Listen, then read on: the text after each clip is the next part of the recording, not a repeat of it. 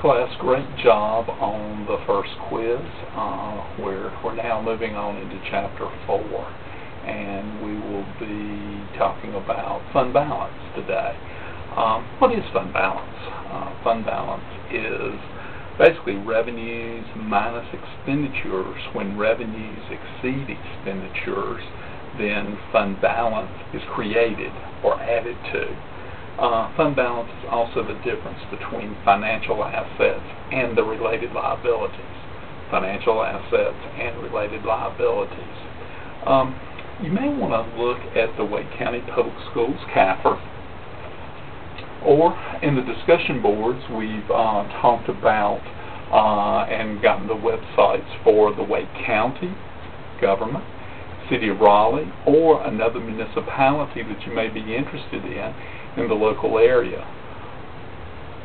Take a look at the financial statements, and let's look at the general fund. We've been focused, and we are focusing on the general fund in the financial statements to see the revenues, the expenditures, and how much fund balance was created for the particular year that you are investigating.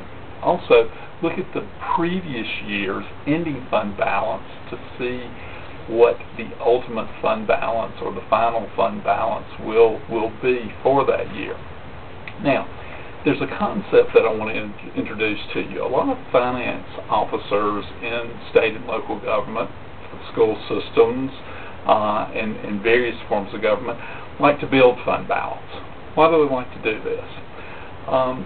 They're wanting to have monies set aside for an emergency.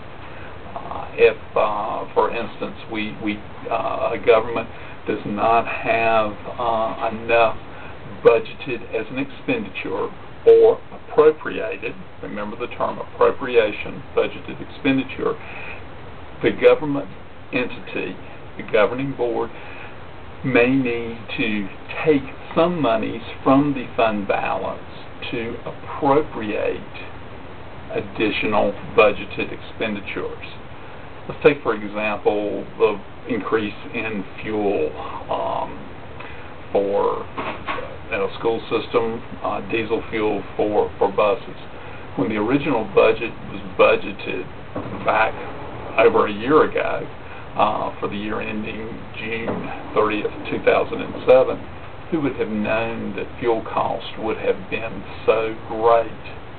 Okay, they have increased, and as a result, the school board could appropriate additional funds to cover that increase that was unbudgeted earlier when the original budget was made.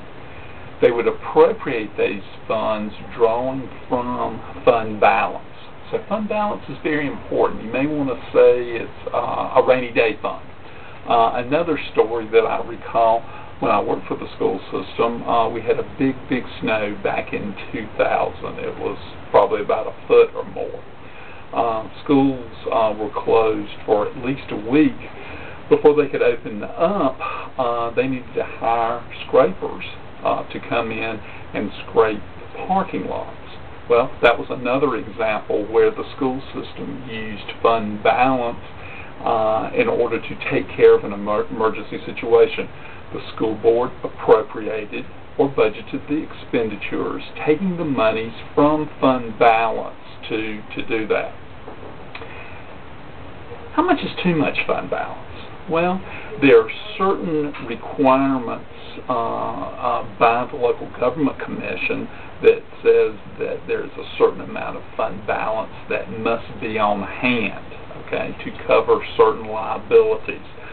Also, the government must make a decision, hey, how much do we want to keep in fund balance? You've got some politics that come into play there. If a government entity is not expending all of the revenues, fund balance will build. Fund balance will build. And so the politicians on the governing bodies must ask themselves, what is politically expedient, or how much fund balance should we hang on to, or how much should we build?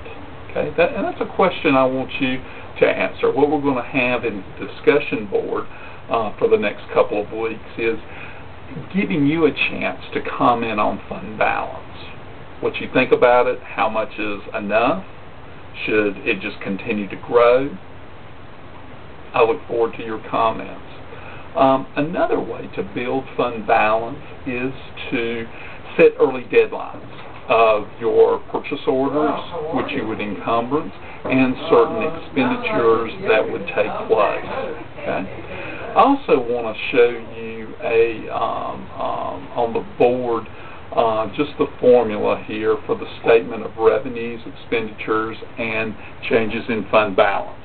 I'm going to come over here, move the camera, focus it. Okay, and this is like we've seen it in Chapter 2, and we're also seeing it as well in Chapter 4, the statement of revenues, expenditures, and changes in fund balance. We've got revenues, in this case, of $500,000. We've got expenditures of $400,000. The excess of revenues over expenditures in this case is $100,000. We're looking at our beginning fund balance from the year end of the previous year as $200,000, and we've seen the fund balance grow to $300,000. It's just simple math. Revenues less expenditures gives us the excess of revenues over expenditures. We're not talking about net income here. We don't have net income in government, okay? But we've got an excess of revenues over expenditures of $100,000.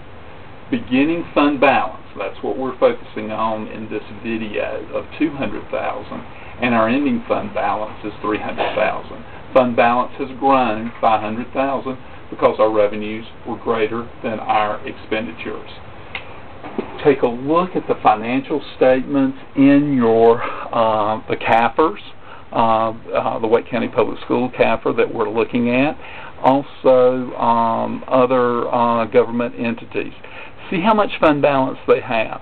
I want you to go to the discussion board over the next 2 weeks and take a look and discuss about your feelings about fund balance. How much is too much?